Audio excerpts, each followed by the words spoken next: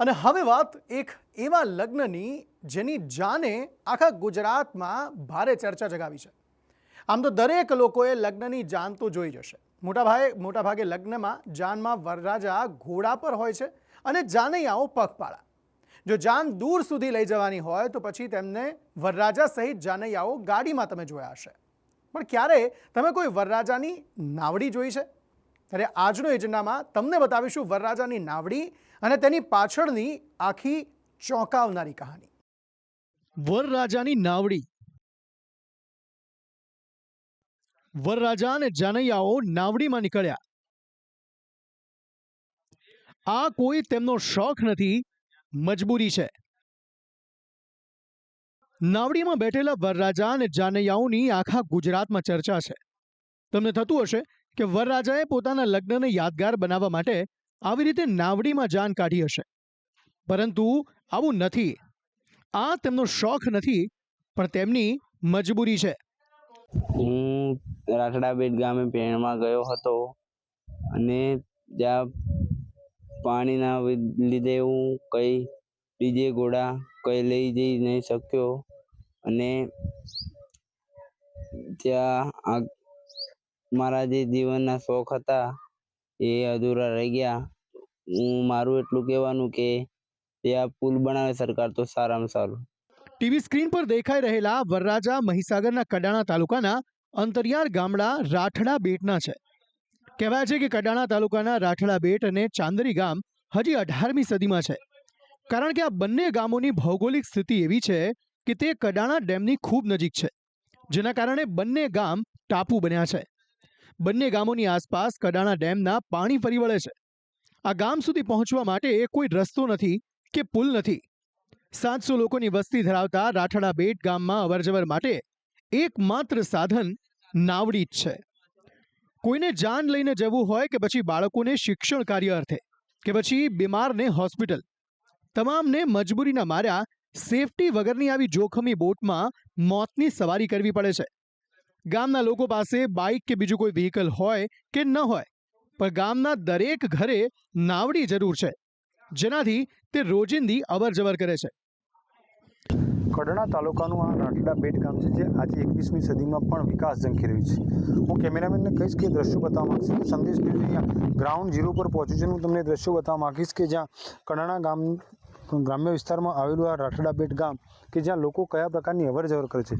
સામે કિનારે જવા માટે આપ જોઈ શકો છો તે પ્રમાણે લોકો નાવડીમાંથી ઉતરી અને પોતાના ઘરે જઈ રહ્યા છે, કારણ કે અહીંયા વાહન વ્યવહારની કોઈ સુવિધા નથી અને જેના કારણે જ કહી શકાય કે વાહન એટલા માટે નથી વસાવવામાં આવ્યું કારણ કે અહીંયા પુલ અથવા તો રસ્તાની વ્યવસ્થા નથી। તેથી ગામ લોકો દ્વારા આજના આધુનિક જમાનાની અંદર પણ વાહનની વ્યવસ્થા તેમની પાસે નથી।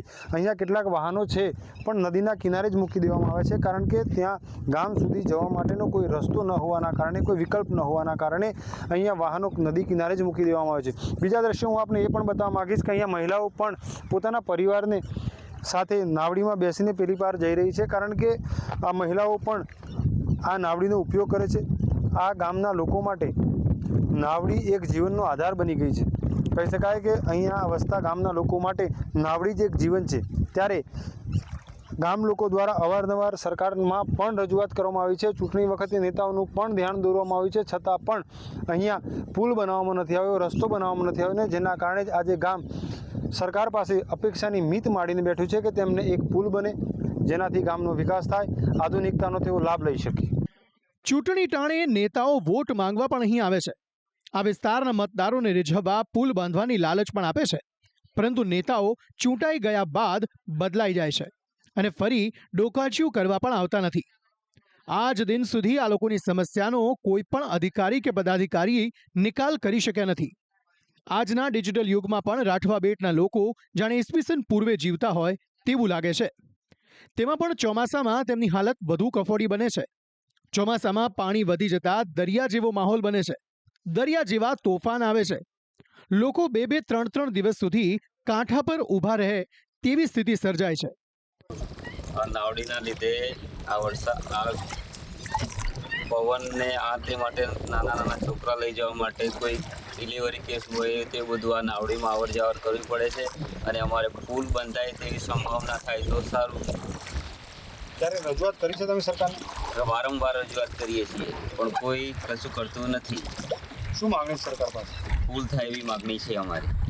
રાઠડા બેટ વિશે એવું કેવું છે કે આ અત્યારે હાલ ટેકનિકલ જમાનો છેક ઉપલા લેવલ સુધી પહોંચી ગયો છે, તો છતાં રાઠડા બેટનો જવાની અંદર કોઈ જ વ્યવસ્થા નથી. નાવડાની વ્યવસ્થા છે, નાવડામાં જતા પબ્લિકને ખચકાય છે, પડી જવાની બીક છે, કાં તો ડૂબી જવાની બીક છે.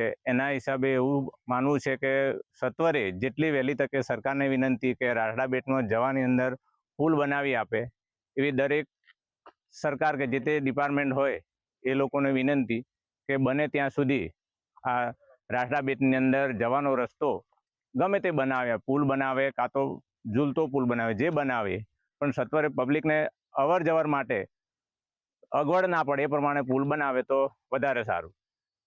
આમ 21મી સદીમાં પણ ગુજરાતના છેવાડાના ગામડામાં રહેતા લોકો હજી એ 18મી સદીમાં જીવી રહ્યા છે. રાઠવા બેટ ગામ પર હજુ સુધી કોઈની નજર પડી નથી. વીજળી પણ માંડ માંડ થોડાક વર્ષો પહેલા જ આવી છે.